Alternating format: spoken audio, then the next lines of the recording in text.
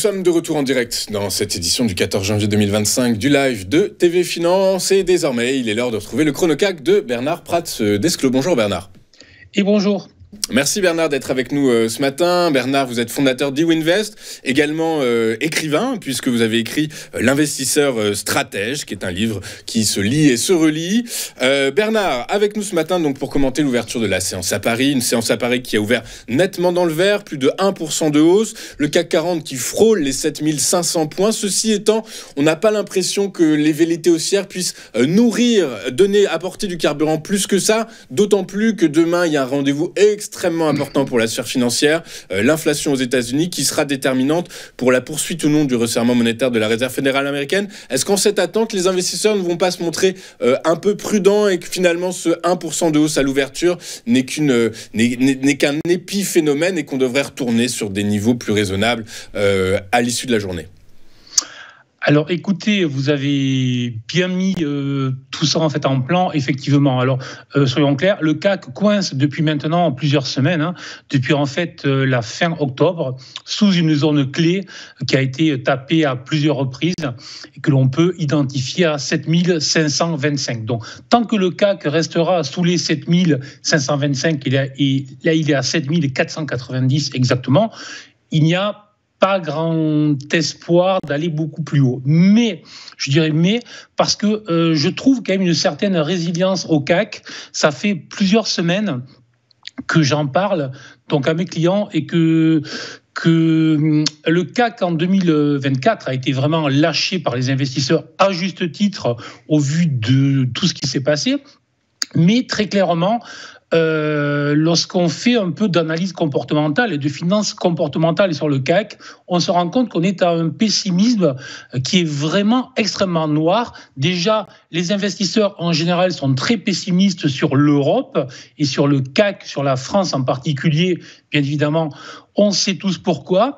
Et pourtant, lorsqu'on regarde concrètement ce qui se passe et que l'on n'est pas que dans la négativité, on se rend compte que le CAC est en train de construire justement une figure qui pourrait être très positive justement en cas de dépassement des 7525. Donc j'ai dit ça, mais effectivement, donc il y a cette zone clé. Tant que c'est en dessous, effectivement, les vendeurs tiennent le marché au-dessus.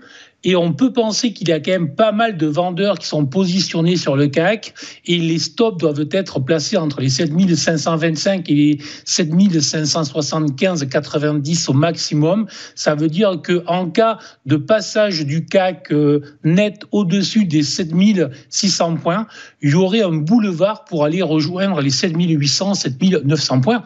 Rien d'énorme à ce stade, mais déjà, ça ferait un petit soulagement pour un indice qui ne fait rien depuis maintenant plus de 12 mois. Alors, effectivement, vous avez dit, le CPI, les chiffres de l'inflation à la consommation demain, mais dès aujourd'hui, puisqu'en fait, à 14h30, on a le PPI, les chiffres à la production. Donc, tout ça signifie que déjà, dès aujourd'hui, on va avoir un impact très fort potentiellement de cette statistique sur nos marchés. Mais si je reviens sur le plan purement technique, en fait, hier, il s'est passé quelque chose de très intéressant. Le CAC est évolué depuis 4 séances entre cette zone justement résistance des 7525 et une zone basse support des 7400 points.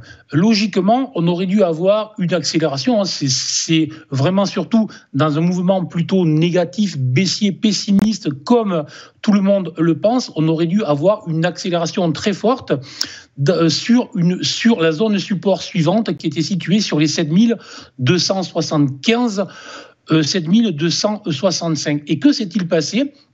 Il y a eu effectivement une baisse mesurée, structurée le matin, et dès midi, les acheteurs ont commencé en fait à se présenter et le tout a dessiné ce qu'on appelle en fait un doji, et un doji de type marteau pour être plus précis, c'est-à-dire c'est plutôt une figure de retournement haussier, d'autant plus quand le matin on ouvre sur un gap. Donc, les enjeux pour moi sont clairs. Il y a la barrière des 7525 qui est susceptible de déclencher un mouvement assez puissant. Nonobstant, on est bien d'accord, le PPI ce jour, le CPI demain. Mais pourquoi pas piéger justement ceux qui vont attendre cette annonce et avoir eu peut-être une très bonne surprise à ce niveau-là. Donc, cette zone par résistance. Et puis ensuite, il ne faudrait pas refermer le gap qui a été ouvert sur les 7425. Donc, autrement dit, le CAC est à l'instant où je parle à 7492. Si on ne revoyait pas les 7425 sur la journée, il y aurait une probabilité plus forte d'avoir la cassure des 7525. Et là, une accélération possible, justement, notamment dû au fait qu'il y a beaucoup de positions short et beaucoup de pessimisme, beaucoup trop de pessimisme dans ce marché. Maintenant, on est bien d'accord, si cet après-midi aussi, demain, les chiffres de l'inflation qui ressortent sont cataclysmiques, peut-être que ça va nous envoyer vers le bas. Mais on est vraiment, pour moi, dans une situation très intéressante et beaucoup plus complexe que ce que l'on entend, en fait. Voilà. Que le CAC 40 est à l'orée peut-être d'une belle impulsion haussière. Ceci étant, pour l'instant, les catalyseurs, on les identifie pas trop d'un point de vue fondamental, en tout cas. Alors, vous le savez, et vous le savez au moins aussi bien que moi, c'est-à-dire que les marchés haussiers naissent dans le pessimisme et les marchés baissiers meurt dans l'optimisme. Et je dirais que le CAC est dans un pessimisme total. Les marchés américains, par contre, alors je crois très peu au fameux découplage marchés américains, marchés européens. Ça fait 25 ans que je l'entends, je ne l'ai jamais vu, hormis dans de courtes périodes. On l'avait vu il y a 3 ans, lorsqu'il y avait eu un gros rallye sur le luxe. Voilà, mais c'est extrêmement rare que l'on trouve ça, mais on pourrait, selon moi, avoir ce découplage positif en faveur des marchés européens, qui sont, surtout du CAC qui est très en retard, qui est dans un pessimisme noir. Les investisseurs ne veulent plus en entendre parler, alors qu'on est plutôt dans des marchés américains très largement valorisés ou très bien valorisés de quelque manière que l'on regarde, avec des positionnements qui étaient sur des baisses de taux qui a priori ne se feront plus au vu de ce que l'on sait de la croissance économique. Donc il va falloir relativiser tout ça. Donc on devrait avoir, sans parler de baisse puissante, on devrait avoir au moins un ralentissement. Et potentiellement, il y a quand même pas mal de signaux baissiers qui apparaissent sur les actions et sur les indices aux États-Unis, alors qu'à l'inverse, on a plutôt des signaux, des configurations graphiques positives qui doivent encore être validées. Je dis bien, je suis pas 100% à l'achat, je suis en attente de, on va dire. Et voilà donc. Et donc, si les marchés haussiers naissent dans le pessimisme, en fait, ça se met en place, ça commence à monter, et les premières bonnes nouvelles apparaissent sans que personne n'y croie. Ça, c'est la théorie d'Elliott. Donc, ça, c'est la vague 1, puis après, vous avez un retracement, puis vous avez une vague 3 où là, à peu près tout le monde sait que tout va bien, donc tous les investisseurs sont à l'achat, et vous avez les vagues 5. On peut considérer qu'aux USA, nous en sommes là, avec tout le monde qui achète des actions parce que ça ne peut que monter, parce que tout va bien, parce que. Et là, c'est lorsqu'on est dans des excès d'un optimisme total, et voilà. Donc, encore une fois, je suis neutre, sous résistance, j'attends, mais une surprise positive dans une Europe qui va baisser ses taux dans les prochains mois, alors que les marchés américains ne le feront plus, que eux vont peut-être rencontrer des problèmes qui sont différents. Why not? Et peut-être que sous 6 mois, je ne vous dis pas que le CAC aura fait plus 15, mais peut-être qu'on sera plus 5 et qu'aux États-Unis, sera à moins 3, moins 4. C'est un scénario crédible à ce stade. nous C'est allons effectivement un scénario crédible à ce stade. Ceci étant, je vais me faire un peu l'avocat du diable, Bernard. J'aime bien discuter avec vous. Dans une note publiée fin 2024, Goldman Sachs estimait que le CAC 40 pouvait gagner sur 2025 entre 2 et 4%. Aux États-Unis, on a du 10 ans américain qui propose 4,78 de rendement. Potentiellement, on va vers les 5%. Est-ce que, au lieu de miser sur un CAC 40 qui latéralise, qui reste quand même un peu poussif, dont la visibilité, qu'elle soit économique ou politique, franchement, n'est pas des plus rassurantes, est-ce qu'il faudrait mieux pas aller chercher du rendement sur les obligations américaines ? Alors, excellente question, évidemment. Déjà, je pense que pour avoir feuilleté très vite, il faut que j'aille jusqu'au bout cette analyse de Goldman Sachs. Et effectivement, ils disent dans le même temps, sauf erreur, qu'ils voient dans les 10 prochaines années une progression maximale de 3% annuel du S&P 500, donc autrement dit un très fort ralentissement. 3%, c'est pratiquement l'inflation, je veux dire, donc en fait, zéro. Pourquoi est-ce qu'ils disent ça ? Parce qu'ils considèrent qu'effectivement, le marché est plus que chèrement valorisé à ce stade et que ça va être très compliqué de pouvoir accélérer sur les niveaux actuels. Le CAC, lui, pour en revenir, alors, n'a jamais été aussi bas en valorisation relative. Après, les marchés peuvent rester bas tant que les investisseurs n'en veulent pas. Ça peut durer très, très, très longtemps. Il n'y a aucun problème. Mais il y a un autre élément. Je pense que l'on oublie que 60-70% du chiffre d'affaires des entreprises du CAC se fait hors France.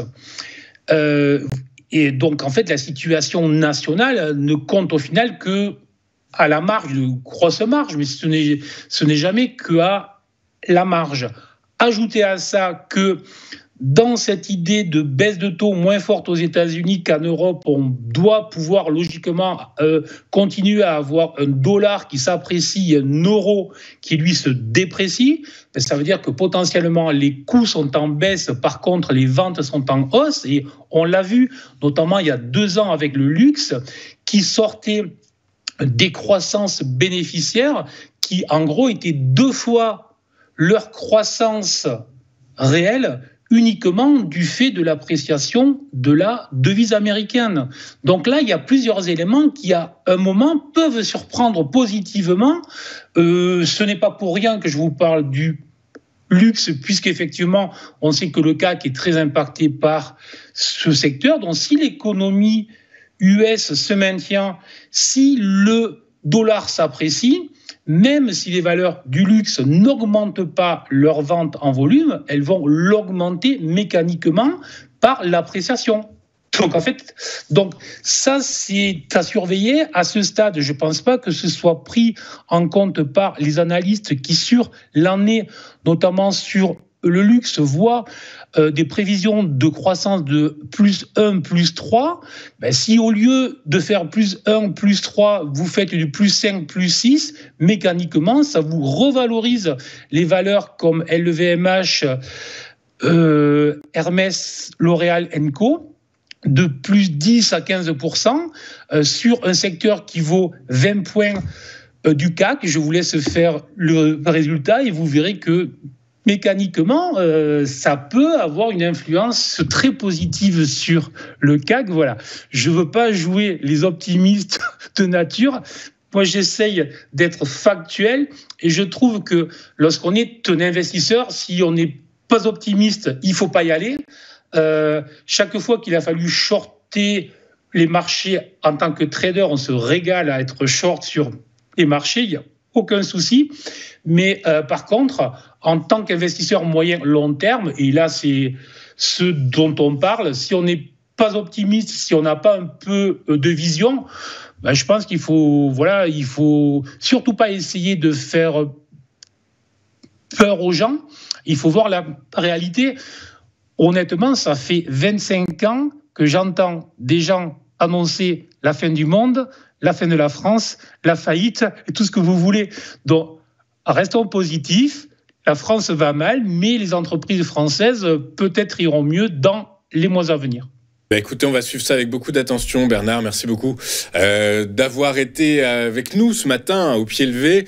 Vous êtes fondateur d'eWinvest, et également écrivain, puisque vous avez écrit L'investisseur stratège et que c'est un livre qu'il est bon d'avoir sur sa table de chevet quand on veut comprendre les évolutions des marchés financiers. Merci beaucoup Bernard d'avoir été avec nous ce matin. On marque une courte page de publicité. Juste après, nous retrouverons les échos de Wall Street, la rubrique de Ludovic Berthola, tout de suite sur TV Finance.